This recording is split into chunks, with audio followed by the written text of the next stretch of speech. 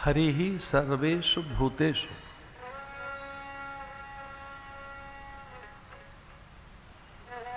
जो ये कुछ दिखाई देता है, जो विद्यमान है, ये हरि का ही रूप है। हरि ही सर्वभूतेषु।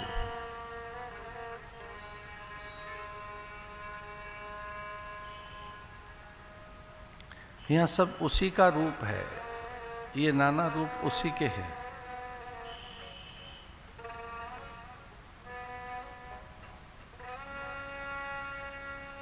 वेदांत के अनुसार रूप नाम अस्थि भांति प्रिय है। जड़ चेतन में सब में वही एक है।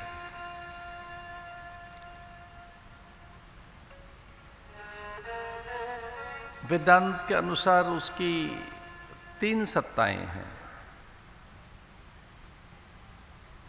उसकी एक व्यावहारिक सत्ता है, दूसरी प्रातिभासिक सत्ता है, तीसरी पारमार्थिक सत्ता है।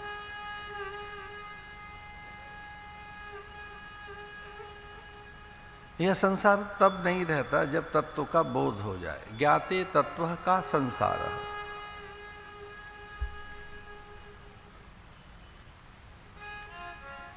भगवान भाष्यकार भगवत पादाचार्य भगवान शंकराचार्य ऐसा कहते हैं, ज्ञाते तत्व का संसार।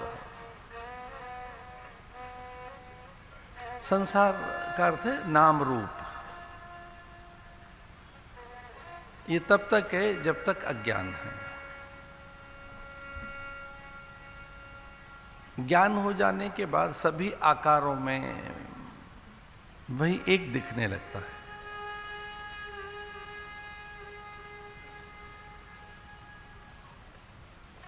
एक ही सत्य विविध रूपों में दिखाई देता है।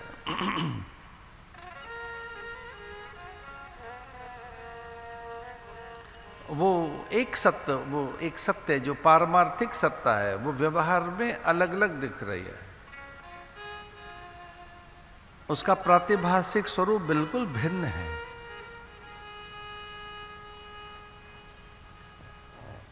तत्वतः वो एक ही है। जैसे एक मिट्टी से नाना प्रकार के बर्तन बनते हैं और वो सभी बर्तन या वो सभी पात्र भिन्न भिन्न होने पर उनमें मिट्टी ही एक सच है। जैसे एक स्वर्ण से अनेक प्रकार के आभूषण बनते हैं, उन आभूषणों में कितनी भिन्नता है।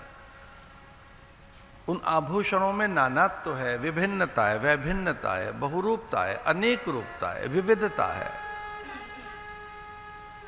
एक ही स्वर्ण अनेक रूप से दिखाई दे रहा है।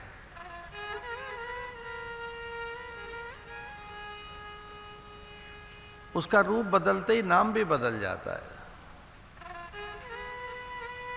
तो जैसे एक स्वर्ण का रूप बदला तो नाम भी बदल गया उसका, कि वो नासिका का है, कि कर्ण में पहनने वाला वो कर्ण पुष्प है, केयूर है, कुंडल है, अथवा तो ताटंक है।